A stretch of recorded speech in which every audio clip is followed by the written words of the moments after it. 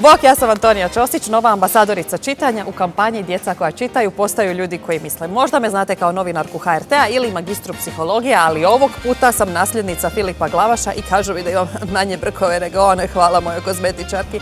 Da bi ova kampanja bila uspješna, imamo puno iznenađenja, puno događanja, pozivam vas da pročitate barem jednu knjigu i javljajte nam u komentare kako vam se svidjelo i kako vam je bilo, jer kad vi pročitate nešto, onda kampanja djeluje. Hvala vam!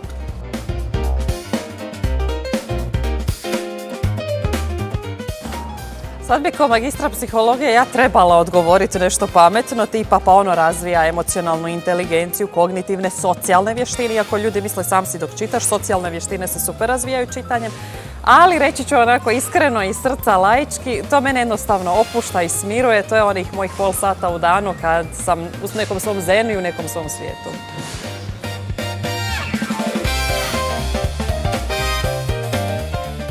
Kad sam bila mala, mama je puno čitala, ali je tata bio zadužen za onaj ritual uspavljivanja i bila je jedna priča Trnoružica, baš je bila ona Disneyjeva Trnoružica, ali na različitim stranama si mogao ti birat šta ona sljedeće napravi. I onda kao ako odabereš ovo, ideš na stranicu 16, ako ono, onda na stranicu 24. I onda bi svaki put kraj ispao drugačiji i meni je to bilo nešto onako ludo zabavno i mislim da su to početci ljubavi prema čitanju.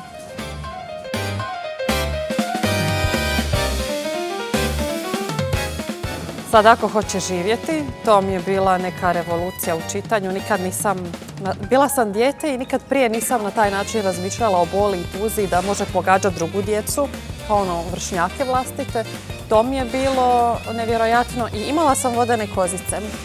I bila sam u krevetu danima. I onda mi je stigla od Astrid Lindgren, koja je inače poznata po Pipi dugoj čarapi, mi je stigla Ronja razbojnička kći. Ta curica je luda, divlja, ona skače po šumi, ona preskače potoke, ona se vere po stijenama, po drveću, ona je neustrašiva.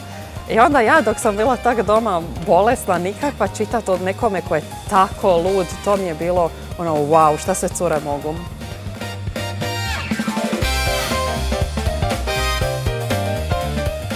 Dobro drvo, nikad ne znam je li Shel Silverstein ili Silverstein, ali Dobro drvo je priča o drvetu koje stalno daje od sebe i žrtvuje se za dječaka i onda kad on postane starac i dalje mu nema ništa za dati jer mu je sve već dalo i samo služi kao panj. Ono je čak beskrajno sretno samo da može poslužiti kao panj za starca.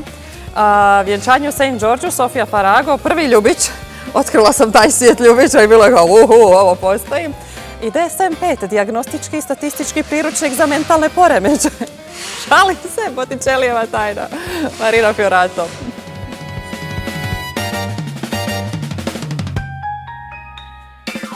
Dileme Madame Bovary ili Thérèse Raquin.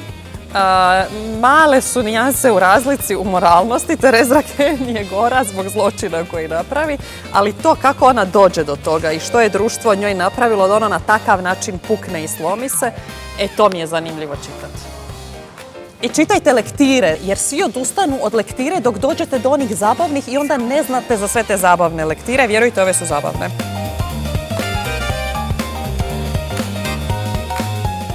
Igru prijestolja, jer sam krenula gledat seriju i onda se nisam mogla natjerat da čitam, a svi kažu da je zapravo knjiga 10 još puta bolja od same serije. I skužila sam kad nešto pročitam, onda mi je super gledat ekranizaciju, ali ako sam jednom vidjela film, teško onda se mogu uživiti.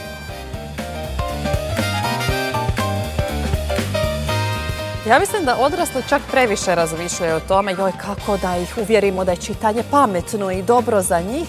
Možda ne trebamo imati uopće takav pritisak. Ja prva kažem treba pročitati sve lektire, ali ako dijete više voli Harrya Pottera i J.K. Rowling, dajte mu da to čita. Ja jesam stara, pa znam kad se pojavio Harry Potter, da su onda učitelji govorili ne, trebaju se čitati lektire, ne može vam to biti najdraža knjiga. Ali ako je djetetu to najdraža, ma nek čita, dajte mu šta voli.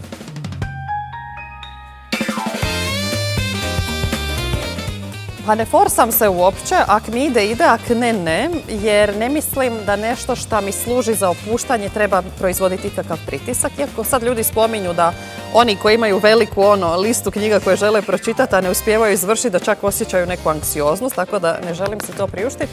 Ako imam koncentracije, čitam, ak ne ostavim po strani.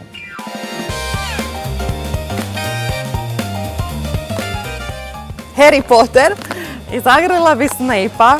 jer nije u redu što mu se sve dogodilo i svađala sam se sa prijateljicom. Ona je uvijek govorila da je James, Harryjev otac, da je super i da je cool i da je popularan, ali on je imao malo bulijevske tendencije i stvarno to što su radili Snape-u nije okej i prvo bi ga isgrlila.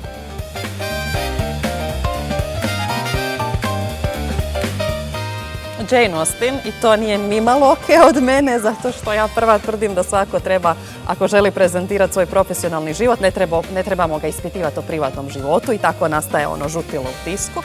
Ali imam taj poriv da nju pitam o ljubavnom životu jer ona je najljepše pisala o ljubavi, a znamo da je voljela Toma Lefroya koji nije mogao biti sa njom zato što njegova obitelj nije bila financijski potkovana i onda je jedne zaruke prihvatila, navečer sljedeće jutro ih odbila. I toliko bi je htjela pitati, jel te stvarno Tom Lefroy zaribo za sve sljedeće muškarce koji su došli? Jel ti se to dogodilo, Jane?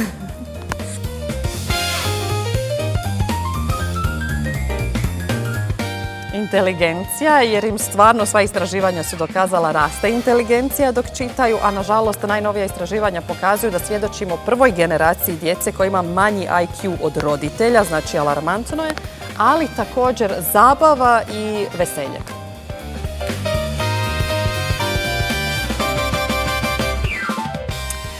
Što bi rekla Jane Austen, my own misfortune.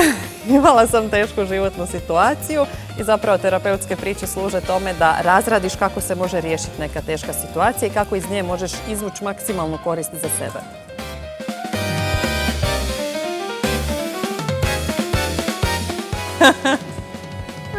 Ovo ne zna niko jer nisam to mogla pričat frendicama jer bi ispala veći štreber nek šta jesam jer kao nisam. A nisam normalno roditeljima jer sad ćete čut.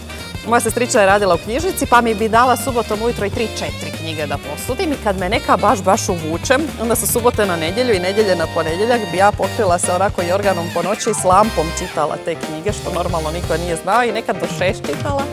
I onda bi svi bili u nedjelju kao bože kako si tako uvijek pospana, kako si ti umorna uvijek jer ono digneš se u 9 i ne možeš funkcionirati. Kao i neki dobar serijal knjiga i ova kampanja dolazi u nastavcima, pa ostanite uz nas i čitajmo zajedno.